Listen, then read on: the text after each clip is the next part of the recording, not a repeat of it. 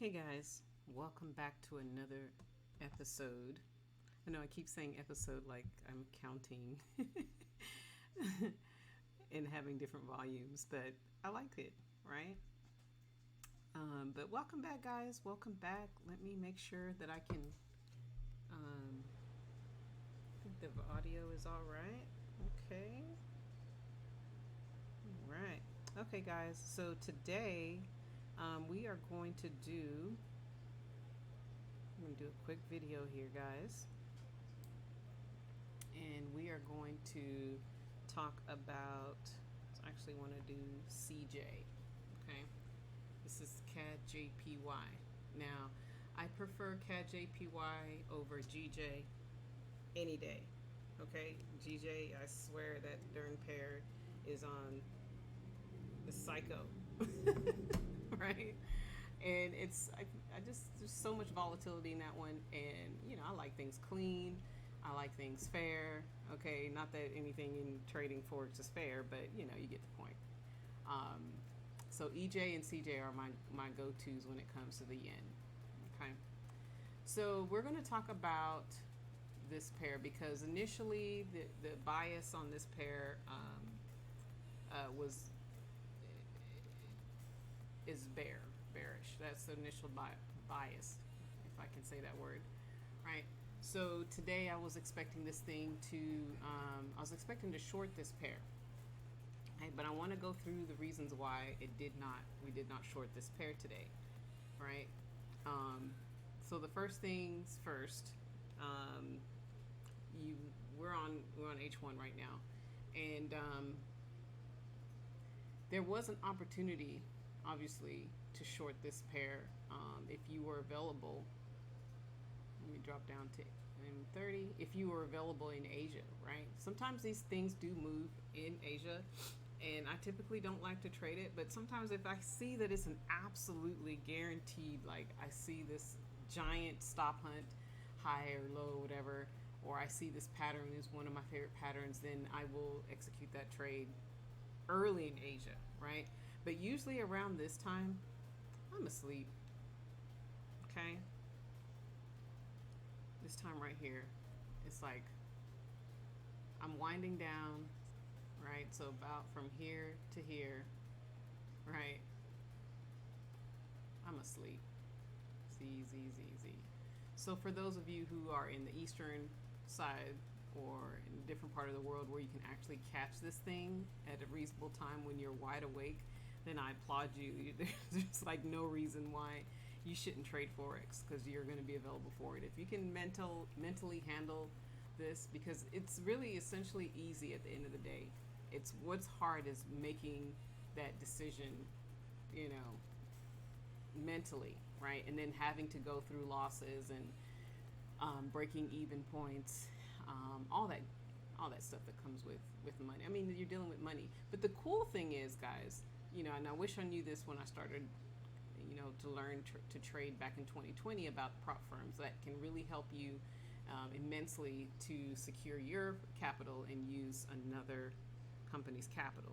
Okay, but obviously you do want to practice and demo first and then go to the prop firm because it's still demo trading, and then some prop firms will give you live funds, some prop firms you're still trading the simulated accounts and then they're mirroring those trades, but the whole thing is you save a lot more money, right? You're not going to be burning through your capital, because I hear so many stories of people who've lost, you know, up to 100 grand, you know, of their savings, you know, trying to learn how to trade with their own money. So yeah, basically our bias changed on this, and we're gonna go. We had equal lows. That was the number one thing, right? So me showing up to the chart. Let me jump back to H1.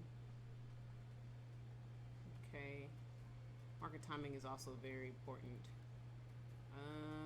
So 11 o'clock. I know that is midnight. 1, 2.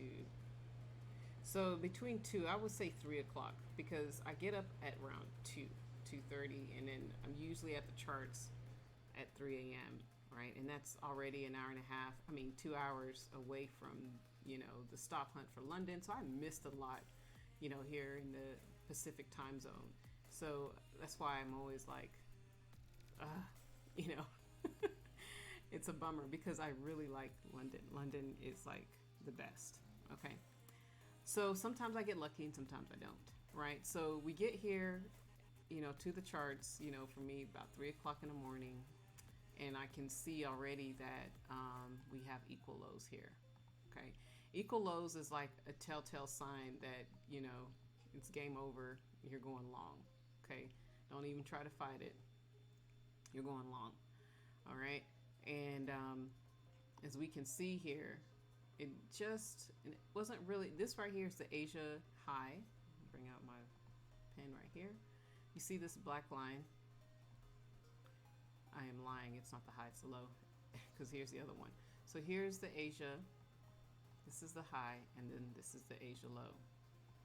Okay, and Monday, when the markets opened, this is where, you know, it started in the low, got to the high, right? Okay, so that starts to draw for the rest of the week for you. Okay, and I love to use these areas because this is, price always happens to come back here, right? This is an indicator, obviously, that you can use. There's so many different indicators, and I have them all available in the link in the comment section. So just take a look at that, and you can download those those indicators straight away. Okay, so those are your Asia highs and lows. So as we can see here, price came, and I'm just going to delete this so it can be clean. Price came down to the low, and it just barely tapped this area right here, which is still legit, right? And then when we drop down to M15, because that's where I typically will execute my trades from, I can already see what's happened already, right? We can see we had this drop, right? We had this beautiful pattern here, and I like to call these patterns the Temple of Doom. Okay. These will trap the long holders, and these will trap the short holders. Okay. And they just, you see how it has that spike? It's usually a railroad, or it could look like this morning star, right? We have this morning star pattern here. This one is like a engulfing, I guess. I don't even know what engulfing is, to be honest. I learned from this is like a shift candle, right? That's what I would typically call this, right? So most of the terminology for the different candles, I mean, you're gonna see those words engulfing and the three soldiers, and there's so many different terminology for the candles that, you know, it's you just kind of pick which one that resonates with you. And that's not what I learned initially.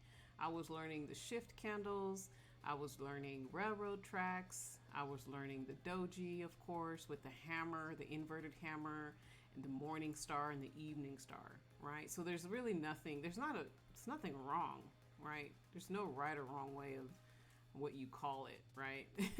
But I never referred to those that way, okay? But I like to look at these patterns and see, you know, you see these things building like this, and you know these are reversal.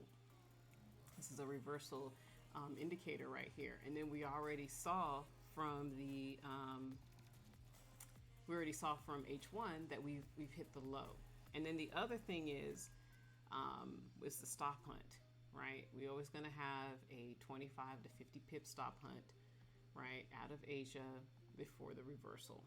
So I'm just going to kind of use this area here, and then I'm going to measure this down here. So we had about 29 pips. And then the reversal candle pattern, right, showed up for us. Okay, so by the time I got here, all this stuff was done. So all I had to do was just enter long. Okay, that's all I had to do is go long on this pair, because everything else checked off. And then if you notice this line right here, this is the day open price, this white line. Okay, and you see how price interacted with it, right? It always will come back to it. So once it did that, and I'm showing up at the chart, I'm in. Okay, let's take a look at take a look at M5. Some people like to enter on M5, which is fine. I do too. Okay. So check it out. This is really awesome, right? I mean, you've gotten all this taken care of already, right? And again, that drop came in. It's a nice drop, right? It came in, and now we're going long. So always keep that in mind, okay? Your bias was originally short, but when you see those equal lows on this higher time frame like this, and then you see the pattern, right? And here on M30, you can see this is more of a railroad track pattern, right? It's game over right there. Drop down a little bit more. Now you have the morning star pattern, okay? You just go long. So now your take profit could be the Asia high right here. That's 52 pips, and you're done for the day, okay? This right here is the market open for New York, and as you can see, we did have some pullback, and it did another stop hunt to the low, right? And you're gonna always find that it does it a lot. And if it does retest the low, guys, then shoot, it's game over. Go ahead and add another position, okay? Go ahead and add another position there, all right? Don't be scared. And then what do you do at the end of the day to get this pattern to stick with what it is that you did is just take a screenshot of it and start creating your own flashcards, okay?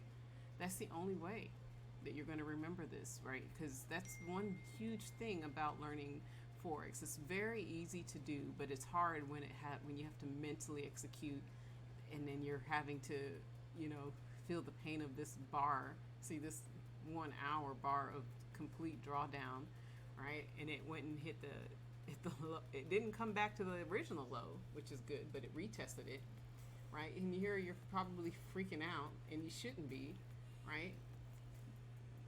That's why it's important to have the journal. Okay, it's why it's important for you to take notes of what it is that you've learned and take pictures of it as well and create your own flashcard book, okay? Whether that is going to be a digital copy, or if you're going to create so many flashcards that you're starting to see patterns over and over again, then you finally go to Staples or somewhere like that and get it printed out, right? So you can have it in front of you, whatever it is that you need to do to get this thing, because this trading is so mechanical, right? You have to be mechanical with the trading, because if you start, you know, getting too emotional with it, then that's when you start messing up and you start taking your really good trades off too soon. I had to work that out too. Like, I used to do that. I would take my trades off way too soon, and I'll be like, God dog, if I just held on to that thing, you know what I mean? Or I will hold on to a bad trade because I was like, well, that thing will turn around tomorrow, and chances are it does turn around the next day, right? But then you can't get yourself caught up, right? And then you have to find yourself trying to figure your way out of that trade, whether you take another one to break even or you just take the loss, right? So it's really up to your style, but you'll also develop your own style, because my style is to trade for the day and be done. Sometimes I end up holding just between the sessions, right? Maybe 1 or 2 sessions, and that's it, especially if it's a new peak. All right, those are the ones that are juicy and one of my favorite trades. So I hope you got some value here. We talked about these equal lows. The original bias for this pair was short, right? But when prices came back to test this area down here, then we have to change our minds, because it's always going to go long. These equal lows are always going to give you an indication of long, and we've already talked about the different things to look for to confirm that it is a reversal, okay? All right, guys. Well, that is it for now, and we will see you guys in the next video. Be sure to like, comment, subscribe, and download all the free stuff that's available. Everything's in the comment section. Join the locals group. If you need some more additional support one-on-one, because I'll answer your questions, right? I'll answer your questions right here on YouTube, right? But if you need to share a chart or whatever, you can't share your chart with me on YouTube, so you can do that in the locals group, and that information is also in the comment section or the description section, whatever that section is. All right, guys, we'll chat with you next time. Ciao for now.